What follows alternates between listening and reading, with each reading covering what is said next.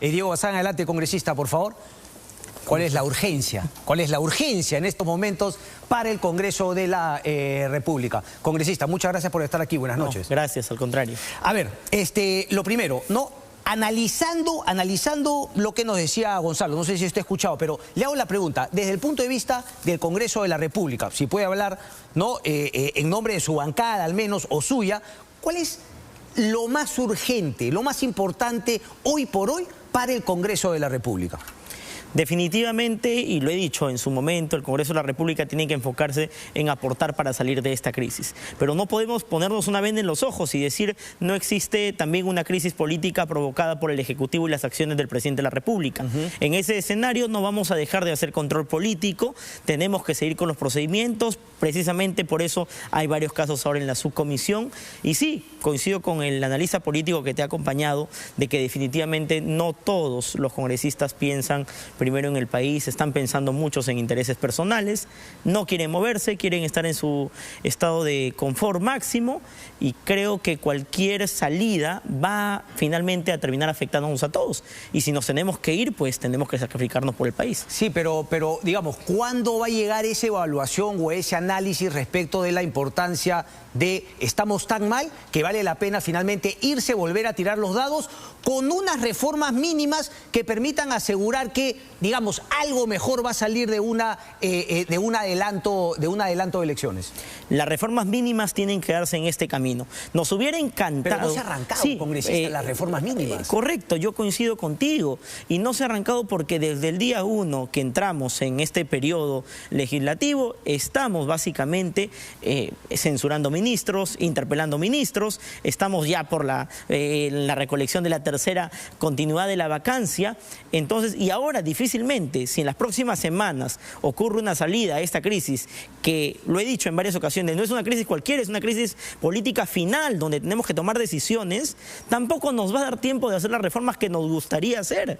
E inevitablemente, si es que finalmente se da la sucesión constitucional y se queda la señora Dina Boluarte, por ejemplo, ya sea el caso, quizá tendríamos tiempo. Pero si la señora Dina Boluarte cumple con lo que ha dicho en diversas ocasiones, porque le he escuchado, si se va a Castillo, me voy yo, sé que el presidente del Congreso, él tiene la obligación de convocar elecciones de manera inmediata y nos tenemos que ir todos. Y en ese intervalo de tiempo no nos va a dar el espacio para hacer todas las reformas que se requieren o que requiere el país. Pero me está diciendo que entonces hoy por hoy todavía usted siente que el Congreso está incapacitado por las bombas que les da el Ejecutivo constantemente. Es decir, me dice que es por culpa del Ejecutivo que el Congreso no puede iniciar esas reformas mínimas. No necesariamente. Hay falta, vuelvo a repetirte, falta de voluntad. ¿De quiénes específicamente? Y no hablo obviamente de los que son oficialistas, sino hablo de la oposición que podría justamente liderar el debate y los cambios en la Constitución, y precisamente, con las leyes políticas. Y precisamente la Junta de Portavoces tiene que ponerse de acuerdo,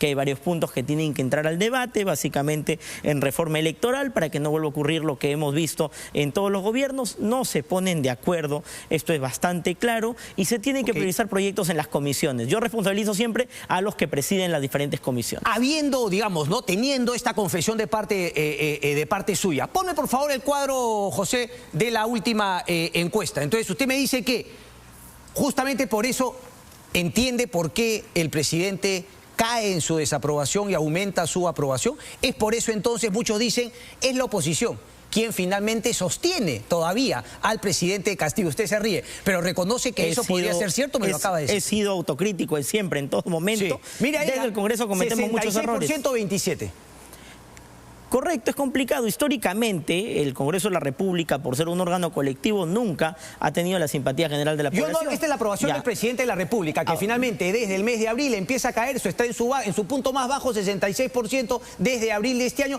y en ese lapso, mayo, junio, agosto, es cuando más denuncias de corrupción han aparecido. La pregunta es, ¿cómo la gente o qué se está haciendo mal desde el otro lado para que un presidente tan envuelto en actos de corrupción e incapacidad para gobernar empiece a ver su desaprobación caer y su aprobación subir? Le está funcionando el discurso de victimización que está planteando. Que hace la oposición para para, digamos, contrarrestar ese discurso que le está funcionando. Debiera ser méritos indiscutiblemente la oposición, no los está haciendo.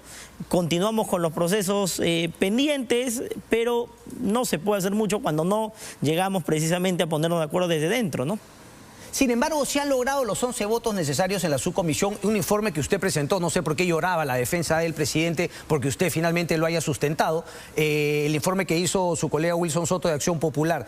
¿Cree en esa línea que esa aprobación y el debate que se va a dar en la comisión permanente para, si es que se aprueba con los votos, ir al pleno, va a jugar a favor o en contra del presidente Pedro Castillo? ¿Usted está seguro que van a lograr la suspensión por infracción constitucional? ¿Cree que puede alcanzar esos votos? Hay que explicar a la población que son dos procedimientos. A ver, por favor. Una cosa es el juicio político, que es precisamente la infracción constitucional, básicamente por el artículo 54, que habla sobre el hecho de no poder, inviolabilidad del territorio nacional. Sí. El artículo 54. Y el otro procedimiento es el antejuicio político, que se le acusa precisamente por el tema de traición a la patria. Correcto. En el primer caso necesitamos una votación de 2/3 de los votos del Congreso sin la comisión permanente, o sea, 67 votos de 100. Si tú sumas más los votos de la comisión permanente, son prácticamente 87, los que nunca conseguimos. Entonces yo veo bastante complicado realmente, ya, ojo, todavía no estamos terminando. Yo veo bastante complicado. El tema de infracción constitucional lo veo bastante complicado. Sin embargo, está el otro camino, el antejuicio político. ¿Qué es el antejuicio político? Despojar, quitarle el fuero al presidente de la República, quitarle la investidura y que el Poder Judicial finalmente pueda procesarlo. Pero para ello no se necesitan 2/3, sino se necesita la mitad más 1 de los votos, o sea, 51 votos. Yo creo que existen esos 51 votos dentro del Congreso de la República. Ahora, pero esos 51 votos, ¿qué van a lograr? Que finalmente vaya al Ministerio Público y el Ministerio Público evalúe. Y eso, como no tiene un peso jurídico, pero sí tiene la fuerza de los votos en el Congreso, lo más probable es que en el sistema judicial se caiga. Y le dará un triunfo a Pedro Castillo. ¿Me permite, por favor, terminar? Si nosotros lo suspendemos, si nosotros permitimos que el Poder Judicial lo investigue, ¿está inmerso o no en un procedimiento judicial? Está inmerso. ¿Y qué dice el artículo 114 de la Constitución? Que se puede suspender a un presidente de la República cuando esté inmerso en un proceso judicial, siempre y cuando esté dentro del artículo 117. Y el 117 tiene 3 variables. No permitir la reunión de órganos electorales, no permitir las elecciones o traición a la patria. ¿Y por qué lo estamos acusando? Por traición a la patria. Ese día, en la sesión del Pleno, tendrían que haber 2 votaciones de 51 votos. La primera es para permitir que el Poder Judicial, el Ministerio Público lo investigue y finalmente el Poder Judicial determine. Y la segunda es para suspenderlo de funciones. El mismo día el Congreso de la República podría estar suspendiendo al presidente de la República. Si se lo suspende, asume inmediatamente Dina Boluarte. Eso corresponde, tendría que asumir la señora Dina Boluarte. Pero sin embargo, en el Poder Judicial, el presidente podría plantear diversos recursos y si el Poder Judicial logra que se caiga, la suspensión queda automáticamente fuera de foco. Y si la fiscal de la Nación actúa de manera inmediata y solicita a un juez en ese momento que se le dé prisión preventiva, como lo ha venido haciendo, tendría el presidente de la República prisión preventiva, porque hay que recordar que hay 6 investigaciones que son realmente contundentes, involucran... Es que, congresista, ese es mi punto. Esas son las contundentes, esta no. Y si así se logre el fin político, que es sacar al presidente del camino, si es que no se logra, es un triunfo para el presidente. Indiscutiblemente sería un autogol, pero estoy seguro y tengo la confianza que vamos a conseguir este objetivo. Los votos, pero ustedes no tienen voto ni en el Ministerio Público ni en el Poder Judicial. El Ministerio Público puede evaluar y decir, sí, se lo han suspendido por 51, pero el Ministerio Público dice, no presento un caso, no voy al Poder Judicial, se cae. O el Ministerio Público puede decir, sí presento, y el Poder Judicial dice, acepto cualquier recurso, esto no va, no camina, inmediatamente el presidente regresa. Un regreso del presidente Castillo tras una suspensión fallida, pero bueno, bajo ese término tendríamos que mantenernos inertes. No, ir finalmente al tema importante. Al tema importante, la denuncia que ha presentado la fiscal de la Nación, o seguir insistiendo con el tema de los 87 votos. Vamos ahora, usted ha sustentado el informe, entonces pasemos al tema. ¿Por qué cree que se ha configurado el delito de traición a la patria? Todo lo que diga un presidente de la República es realmente vinculante. El presidente de la República personifica a la nación.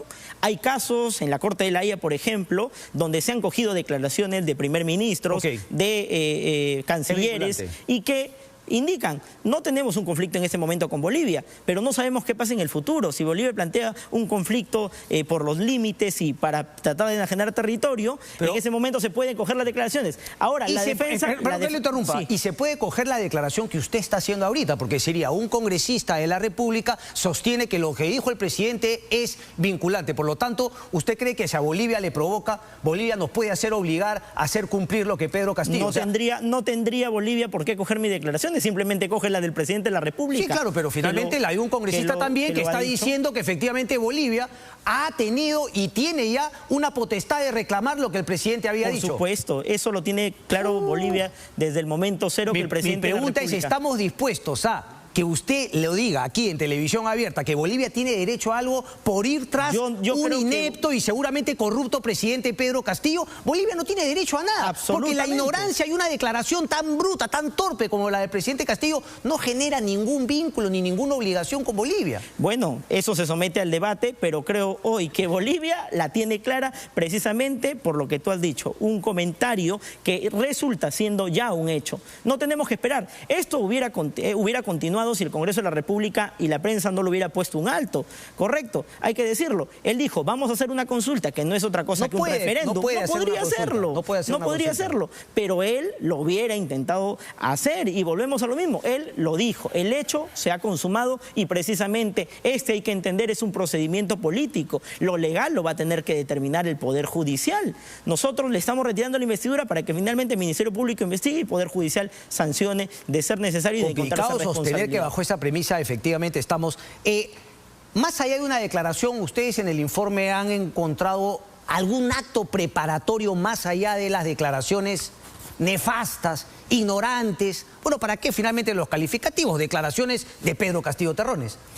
Es realmente, tú lo hemos vuelto a decir, nosotros, el acto se basa en las declaraciones básicamente del presidente de la República, que han sido interrumpidas. Han sido interrumpidas. Cualquier acto que él hubiera intentado hacerlo indiscutiblemente después, si no hubiéramos puesto un alto apenas él dio esta declaración. ¿De quién depende, congresista, ir finalmente? O sea, era un poquito lo que yo hablaba con Banda, ¿no? Quizá... planteándolo incluso de manera cínica, no convendría que el Congreso de la República dijese sí, pero no de la boca para afuera, sino dijese sí, vamos a ir por el tema del adelanto de elecciones, estamos dispuestos a desprendernos de nuestros curules por el bien del país y así quizá ver avanzar el tema de la denuncia de la fiscal de la Nación, la posibilidad de que se logren 87 votos. ¿De quién depende esa posibilidad, congresista Bazán?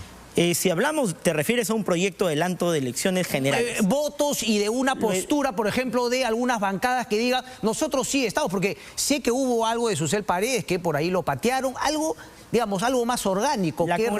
La congresista Susel Paredes presentó un proyecto de adelanto de elecciones. Fui el único congresista que firmé ese proyecto de adelanto de elecciones. Y lo digo claro, hoy creo que ya no es viable. En su momento sí, fueron hace más de 6 meses. ¿Por qué no es viable un adelanto de elecciones? Porque un adelanto de elecciones lo manejaría indiscutiblemente el presidente de la República que tenemos hoy, que sería el señor Pedro Castillo. Entonces, además se requieren votaciones con 87 en 2 legislaturas distintas. Tendríamos más de 14 meses discutiendo el tema y no saldríamos de esta situación. Pero puede ser con una y referéndum. ¿Y cuánto se trae una y referéndum? Precisamente, no menos de 10 meses.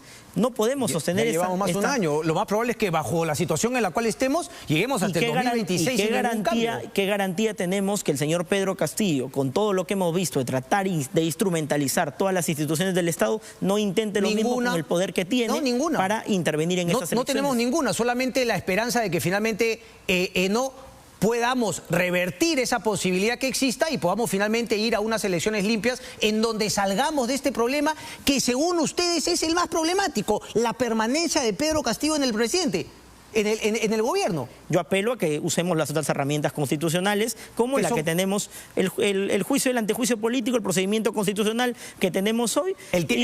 El tiempo me ganó, pero con insistemos esta con termino. tema de ¿Usted cree vacancia. que hay una posibilidad de que salga Pedro Castillo, salga Dina Boluarte y el Congreso se pueda quedar hasta el 2026? No, para mí no existe esa posibilidad. Es insostenible un presidente de la República que no tenga representación en el Congreso, que no tenga congresistas. Así que si sucede esta sucesión, si la señora Dina Boluarte también se va y se queda el presidente de la República, el presidente del Congreso, elecciones generales y nos vamos todos. Un placer de congresista. Gracias. Muchísimas gracias. Gracias. Diego Bazán, una breve pausa y regresamos rapidito, ya venimos.